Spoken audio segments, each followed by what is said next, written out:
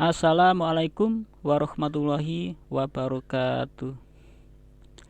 Kali ini saya akan membacakan sebuah artikel dari blog Jakapingit. Artikel ini diupload di Jakapingit 1,5 bulan yang lalu, tapi baru saya baca hari ini. Artikel ini membahas tentang Pancasila yang menurut Ketua BPIP adalah musuh agama. Bagaimana penjelasannya? Silahkan disimak. Pancasila adalah musuh agama. Bisa benar dan bisa salah.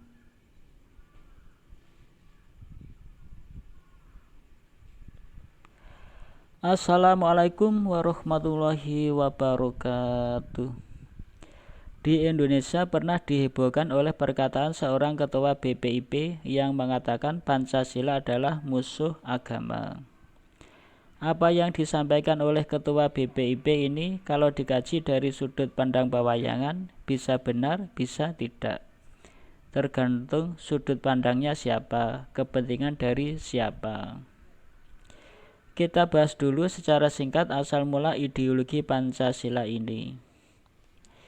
Ideologi Pancasila ini berasal dari elit global Yahudi. Menurut Jongko Pewayangan, semua negara yang memiliki ideologi berlambangkan burung itu ada keterlibatan dari elit global Yahudi dalam pembentukannya.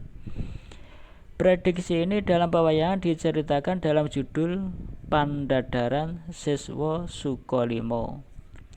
Keterangan tentang ideologi Pancasila yang saya dapatkan dari teori atau cerita konspirasi. Teori pemerintah dengan Pancasila itu ada dalam Talmud.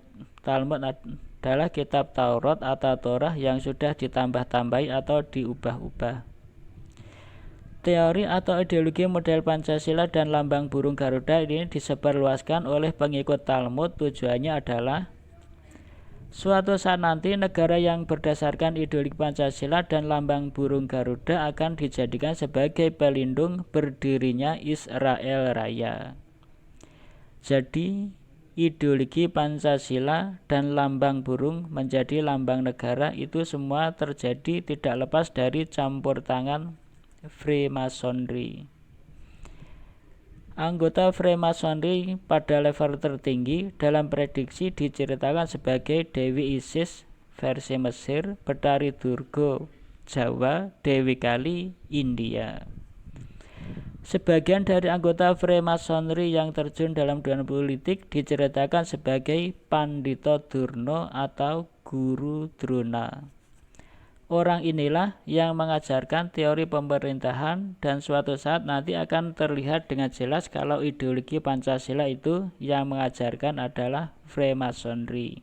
Ada juga yang menyebut Illuminati. Elit Yahudi sendiri saat ini sedang berusaha mewujudkan Israel Raya dan membuat tatanan dunia baru atau New World Order versi mereka. Versi yang mendukung berdirinya Israel Raya. Sudah dekat waktunya bagi Yahudi untuk mewujudkan cita-cita itu. Sapi merah atau heifer yang akan dikorbankan untuk mewujudkan cita-cita sudah ada.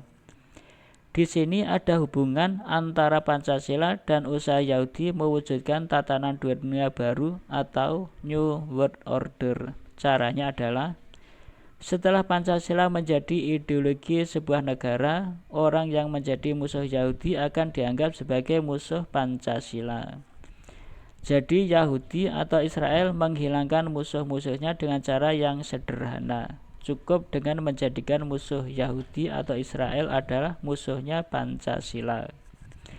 Kalau Anda mau meneliti dengan cermat, insya Allah Anda akan menemukan orang yang telah menjadi kaki tangan Yahudi atau Israel. Ciri-cirinya adalah dia akan menyingkirkan musuh-musuh Yahudi atau Israel dengan cara mengatakan golongan ini atau orang ini melawan Pancasila. Cara yang seperti ini mirip dengan cara yang digunakan oleh Yahudi atau Israel untuk menghancurkan musuhnya dengan mengatakan golongan Islam ini adalah teroris.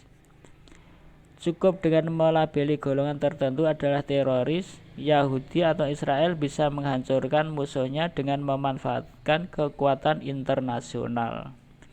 Cobalah Anda memperhatikan dengan cermat.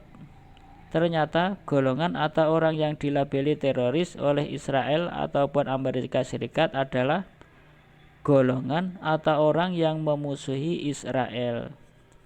Khusus permasalahan di Indonesia, agar ideologi Pancasila yang ada dalam Talmud itu bisa diterima oleh umat Islam, diceritakanlah ideologi Pancasila ini dalam pelaksananya diniati menjalani syariat Islam. Ternyata setelah dipraktekkan oleh bangsa Indonesia dengan diniati menjalani syariat Islam malah menjadi senjata makan tuan bagi Yahudi atau Israel.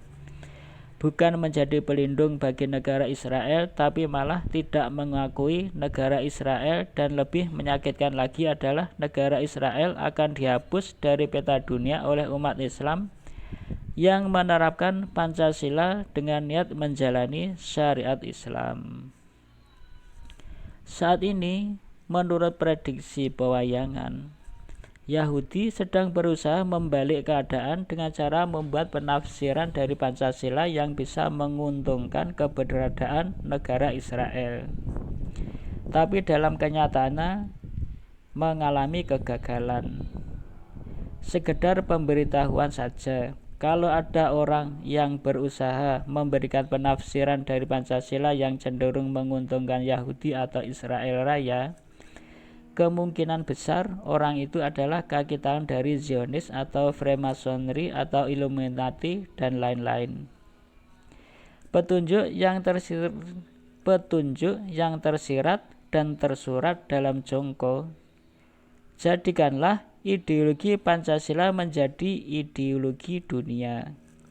Sebab hanya ideologi Pancasila yang bisa mempertemukan berbagai macam ideologi yang ada saat ini. Wujudkan dengan cara yang damai terlebih dahulu dengan perlombaan ideologi. Apabila gagal dengan cara yang damai, seandainya terpaksa diwujudkan kekerasan, caranya permasalahan dunia diselesaikan dengan hukum rimba total. Hukum kias dari penerapan hukum rimba total adalah kisahnya Nabi Musa alaihissalam yang memerintahkan kaumnya menjalani hukuman mati dengan cara saling membunuh. Dari saya cukup sekian dulu. Insya Allah keterangan yang saya sampaikan ini membawa manfaat dan barokah.